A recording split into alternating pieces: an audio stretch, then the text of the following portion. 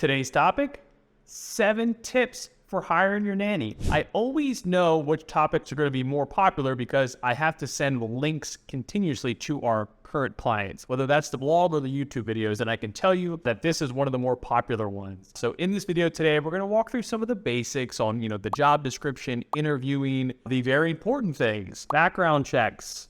Background checks are important. Proper pay is important. Drafting a contract is important. So we're going to walk through 7 very important things for you to consider when you and your family are getting ready to hire a nanny, whether it's the first time, the second time, or the third time. These are going to include many good tips for you to follow. Stay tuned. That's all coming up next.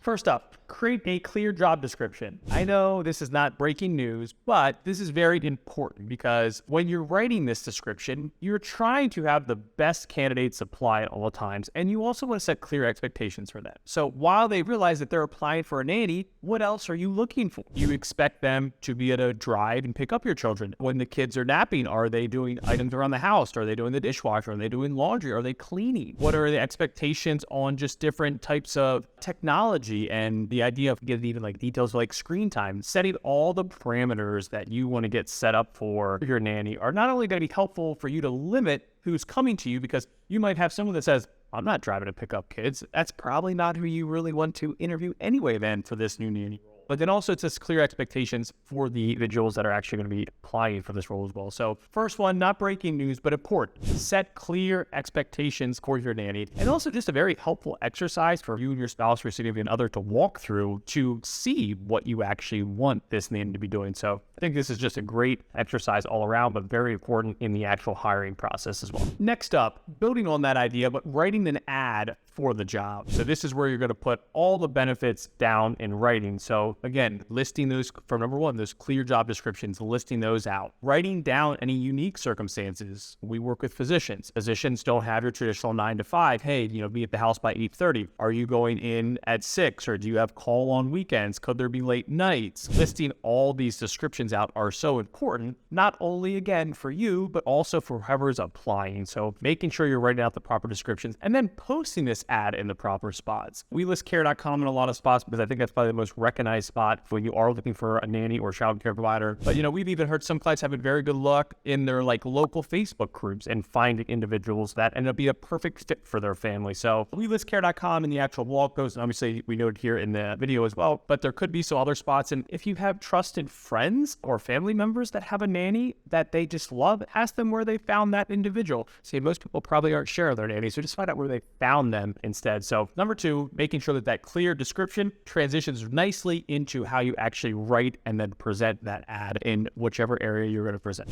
And number 3, creating a list of potential candidates and getting ready to interview them. You're going to want to dwindle this list down. We note 5 in the blog post, probably make a case. Maybe you get to 3 if you feel really good there, but making a list of candidates is going to be ideal here. And then another big tip that I would suggest is creating a list of questions that you use with every candidate. You don't just want to go into every interview and just kind of wing it and, they were friends with so-and-so and they went to this alma mater and, this thing and then this thing. You want to have a list of questions so that this way you do have something to compare it to. Ideally, you have 3 or 5 fantastic candidates. So now you're trying to take it one step deeper and see, do they match up on this? Do they match up with your parenting philosophy? Do they match up to your ideas and thoughts on this value or this goal, whatever the case would be, right? So you're trying to take it to the next level here. Main thing here would be trying to get it down to a smaller list of candidates, because if you have kids, we know that you probably don't have much free time as is. So 10, 15 interviews is probably not in the cards. That would also just be pretty much mayhem at that point. Number 4, invite the candidates to meet your children. Out of all of them, I think this is one of the most important ones, right? Let's see how not only the caregiver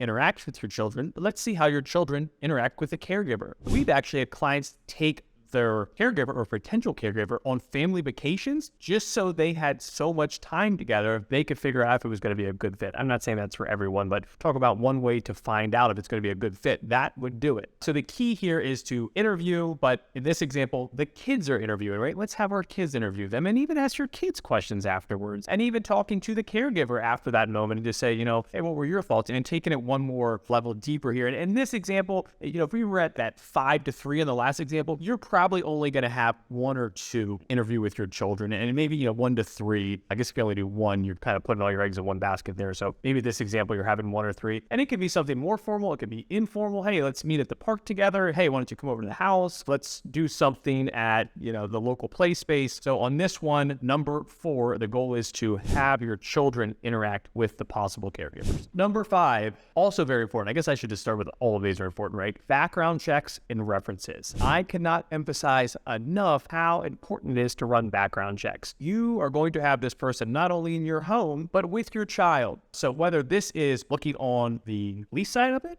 seeing if there's anything weird that shows up on that side, but even think about it on the financial side of it. You don't want someone that's filed bankruptcy 8 times in your house with all your personal belongings and your jewelry and things of that nature. So the whole key here is to just do your research. And some of the websites, again, like care.com, will even help you run through these steps. But want to run background checks. That is going to be one that's going to be important. And then also important is call a reference or 2. It's not uncommon to ask for 3 references. Don't feel bad about that. Again, this is a very important decision. And you're going to put a lot of time and effort into this interviewing process.